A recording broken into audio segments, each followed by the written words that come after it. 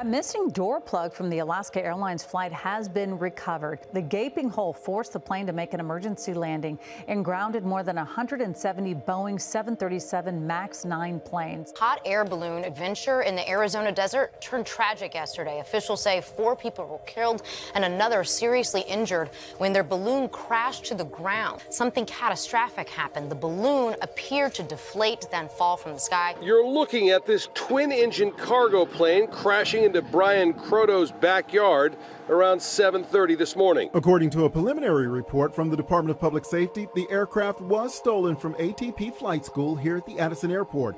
It crashed in an open field 9 miles northeast of Telephone, Texas in Fannin County. Overnight, a medical helicopter crashed near Weatherford.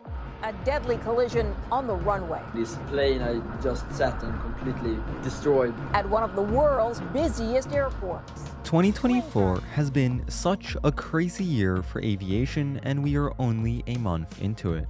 This January has seen an incredible amount of news, panic, and much more. It's only fair that this channel's inaugural video be a recap of every major event that has happened in just this first month of 2024. From emergency doors being ripped off, to helicopter crashes, and even hot air balloon crashes, this is Aviation Overview, January 2024. Gears up, it'll be a long flight. This series will be going in calendar order, so to start the year off strong, let's talk about the Haneda Airport runway collision. On January 2nd at around 6 p.m., Japan Airlines Flight 516 touched down on runway 34 right after being cleared by air traffic control. Unbeknownst to the pilots flying the Japan Airlines A350, a Bombardier Dash 8 flown by the Japanese Coast Guard, who was en route to deliver supplies to central Japan after the devastating earthquake just the day before, was moving from taxiway Charlie 5 to runway 34 right. Air traffic control told the Coast Guard plane that it was to taxi to the holding point Charlie 5 and was given departure priority. However, because of the holiday rush, with air traffic controls managing a plethora of other planes, they didn't realize that instead of holding short of taxiway Charlie 5, the Coast Guard Dash 8 was stationary on the runway instead. Unfortunately, while landing, Japan Airlines Flight 516 collided with the Dash 8, resulting in an immediate fire, killing 5 of the 6 crew aboard the Coast Guard craft, with only the captain narrowly surviving.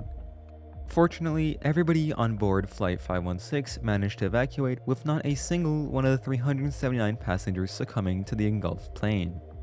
Notably, not a single person exited with hand luggage, which helped to facilitate a smoother evacuation. Up next is another incredibly controversial and also well-covered event. On January 5th, 2024, Alaska Airlines experienced a significant incident with one of its Boeing 737 MAX 9 aircraft. This incident involved Alaska Airlines Flight Alpha Sierra 1282, scheduled from Portland to Ontario. This flight was operated by a Boeing 737 MAX 9 aircraft, which was only 2 months old, carrying 171 passengers and 6 crew members. Shortly after departure, while the aircraft was climbing to 15,000 feet and had just been handed over to Seattle's air traffic controller, it experienced a depressurization emergency. The pilots communicated the nature of the emergency to air traffic control, requesting to return to Portland. The aircraft was then guided for an ILS approach to runway 28 left at Portland and landed safely 20 minutes after takeoff. The depressurization itself was caused by an emergency exit door plug being ripped off mid-flight because of loose bolts holding the door together. This resulted in a gaping hole in the fuselage, leading to the cabin depressurization during flight. Fortunately, nobody was sitting in the chair next to the ripped-off door. This led the FAA to order the temporary grounding of certain Boeing 737-9 MAX aircraft operated by US airlines or in US territory. The FAA is requiring immediate inspections of certain Boeing 737-9 MAX planes before they can return to service, with United and Alaska Airlines being the most affected. Now for some good news. On January 12, 2024, Lockheed Martin officially revealed the X-59 quiet supersonic aircraft. The X-59, the centerpiece of NASA's Quest mission, is designed to address one of the primary challenges of supersonic flight over densely populated areas by making the sonic booms quieter and less straining on the ears. The aircraft will complete ground tests, including engine run and taxi tests, before its next major first flight later this year. NASA Deputy Administrator Pam Melroy says that the X-59 will help change the way we travel, bringing us closer together in much less time.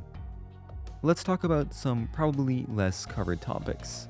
On January the 14th, a twin-engine Cessna 310 with the registration November 252 Delta Lima crashed near Poolville, Texas, unfortunately killing the private pilot in command as well as his 2 young children on board, rendering the aircraft destroyed. The FAA and the NTSB are currently investigating the cause of this fatal crash. On the same day, a Kubicek hot air balloon near Eloy, Arizona crashed and killed 4 on board. The balloon was used for skydiving purposes with 8 people skydiving off the balloon minutes before the catastrophe occurred. After preliminary NTSB reports, it was found that the envelope of the hot air balloon flight was already deflated with the burner on before the balloon hit the ground. According to the NTSB, the envelope remained attached to the basket and showed thermal damage near the mouth of the envelope. The sewn rim tape material near the top of the envelope was frayed and several of the panels were damaged. Following that, on January 20th, an Air Evac Bell 206 Long Ranger crashed at night during a 70-mile repositioning flight from Oklahoma City to Weatherford, killing all 3 people on board. Air Evac is a company that operates more than 160 air ambulances in 18 states across the US. Fortunately, there was no patient in the air ambulance at the time of the crash. Prior to his current role, Russell Hostam, the captain of number 295 Alpha Echo, had Army aviation experience and had flown civilian air medical missions since 2017. Now for a relatively more mild story, on January 20th, Delta Airlines Flight 982 lost a nosewheel while preparing for takeoff at Hartsfield-Jackson Atlanta International Airport. The Boeing 757 was headed to El Dorado International Airport in Bogota, Colombia. The aircraft had been cleared for taxiing into the position on runway 27 right as it awaited takeoff clearance. According to a preliminary report from the FAA, the nosewheel quite literally just came off and rolled down the hill. Fortunately for the crew and those on board, this loose nosewheel didn't fall off after rotation, or it could have been a much more interesting and potentially dangerous emergency landing afterwards. Delta 982, this is the aircraft looking at you. One of your nose tires just came off. It just rolled off the runway behind you. All right, tell you what, let me talk to maintenance. Tower, I'm going to contact our maintenance folks and see if we can get a tow in. Stand by 1, please. Roger, Delta 982. Tower, this is Delta 1783. You may want somebody to come out. It looks like the nose tire ran off the runway towards the end down there. Roger, Delta 1783. We'll be getting somebody out there. This next incident is really quite a tragic one. On the 24th of January, a student pilot at an ATP school in Texas stole a Cessna 172 with registration November 23-107. The student pilot flew east of the school and crashed in the middle of a field. The aircraft last reported a vertical descent of almost negative 5,000 feet per minute, crashing into a field, killing the young pilot instantly and rendering the plane destroyed. Judging from his commentary speaking to air traffic control, it can be assumed that this was on purpose and not an accident. Climbing up through the clouds and then just gonna head outside of everything.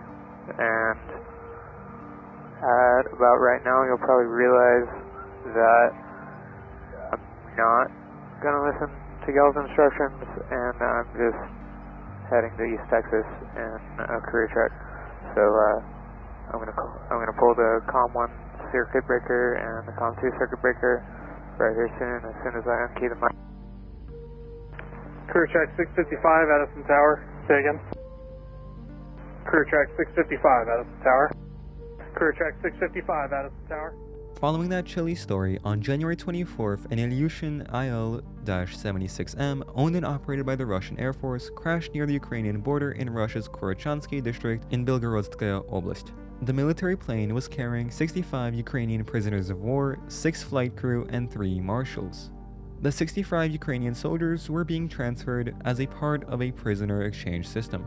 Unfortunately, the crash was fatal, killing all 74 souls. The precise details surrounding this accident are still uncertain, with Russian authorities claiming that the airplane was either unintentionally or intentionally shot down by a Ukrainian missile. There has been no verification of the claims of either of the two countries, with both sides conducting their own investigations on the crash.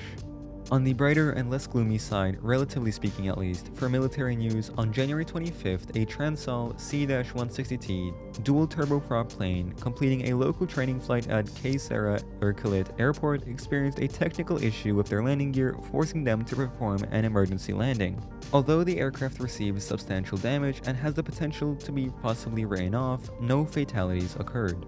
Up next, on January 26th, a Beechcraft C-99 freighter aircraft crashed in the backyard of a home in New Hampshire. November 53 Romeo Papa left Manchester Boston Regional Airport and was headed to Presque Isle International Airport in Maine, where unfortunately only 15 minutes into the flight, the aircraft crashed. The pilot was taken in for serious injuries and is luckily alive, while the aircraft is rendered unusable.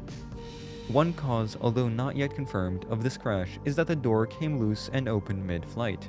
The door itself was located several miles away from the original crash site. Another bad day for Boeing. On the 28th of January, a United Airlines Boeing 737-800 Flight 1627 was forced to divert mid-flight due to a cracked windshield. The flight was en route from Las Vegas to Washington Dulles, but was diverted to the Denver International Airport because of the issue. It seems to be quite a rough month for both Boeing and United Airlines. I think that it's pretty safe to say that this first month of 2024 was a pretty tough month and is hopefully not a sign for things to come. These are just some of the cherry-picked incidents and events that happened this month, and if you are aware of any that I should have covered, or if you want me to cover a topic in more depth, feel free to leave a comment below.